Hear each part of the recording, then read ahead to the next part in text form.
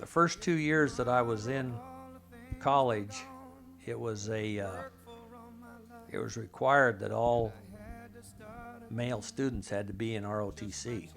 So we got uniforms, we learned how to drill, and it was kind of a Mickey Mouse deal. But then after my sophomore year, then it wasn't required anymore, but I had developed a like of that type of thing. So then I went on into the junior and senior year, and that was where you trained to become a officer in my case in the Army. That was just something that kind of evolved and worked out well for me. And we got paid a little bit for being in ROTC.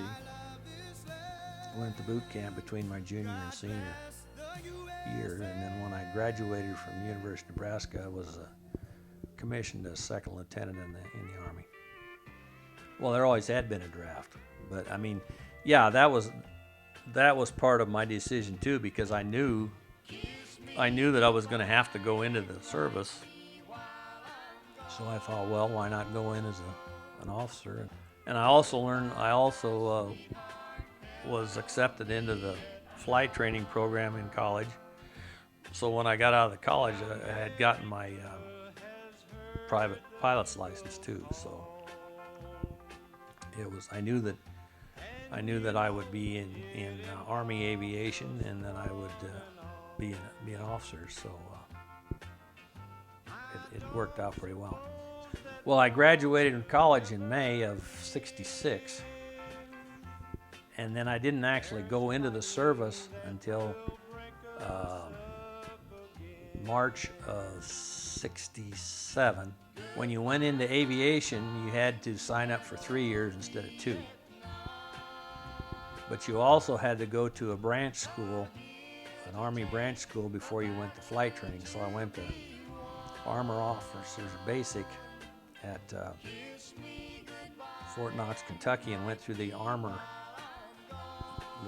the tank part of it, and got training in that before I went to flight school. Then I went to flight school.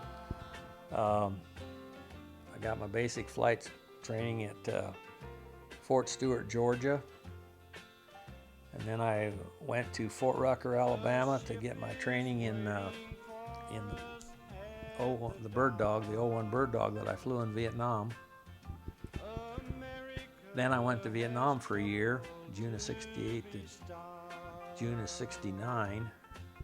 Well, I was kind of fortunate there because I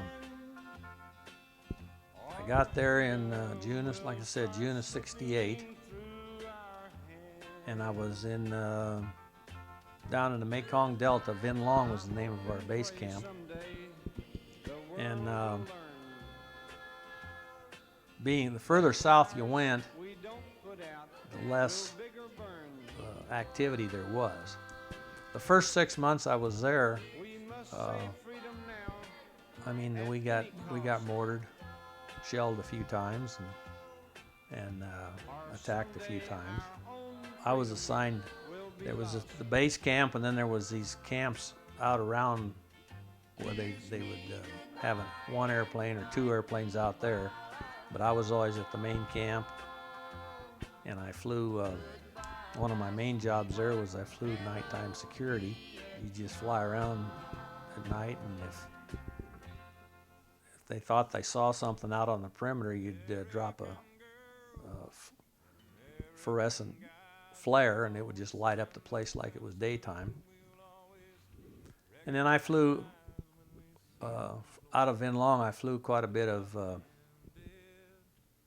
reconnaissance, where I would have a Vietnamese observer in the back seat of my plane, and then we would fly along over the units on the ground, and then he would be in communication with them on the ground and would help with that.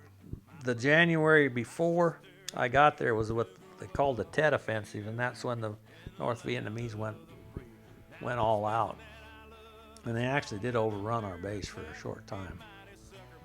And a couple couple people who were killed in our company, but the whole time I was there, the company didn't lose anybody. I guess I didn't consider it too dangerous. Right there at first when we would get shelled, I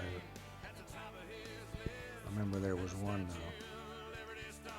night we had some incoming, some rockets. And, I mean, after you'd been through it a few times, you'd just wake up and you'd be in the bunker because you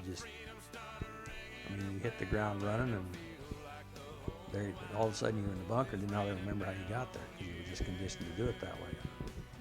I was very honored to serve my country. Politics, the war, they can argue about that all they want to, and they've got good reasons on both sides. But I was very proud to have served my country, and it was an interesting experience. Wouldn't care to do it again, but it was something I'll always remember. And then when I came back, I went back to Fort Stewart and taught helicopter pilots how to fly bird dogs. So when I finished up there, I was a flight instructor in the Army, and then after my 3 years were up, I was out. They always tried to get you to re-up, but I knew that isn't what I wanted to do, and it wasn't something that I would have been successful in if I'd have tried to stay in.